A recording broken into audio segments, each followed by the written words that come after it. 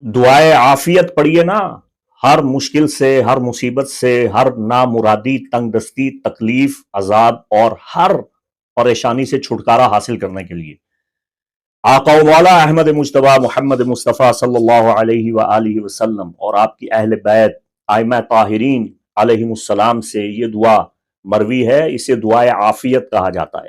ہر قسم کی آفات، بلیات، ناگوار باتوں، بیماریوں سے آپ کو اللہ عافیت میں رکھتا ہے، آپ کی حفاظت ہوتی ہے۔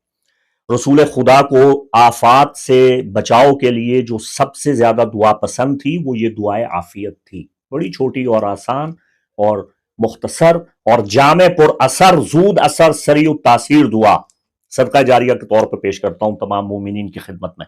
اللہم انی اسألک العفو والعافیہ والمعافات فی الدنیا والآخرہ۔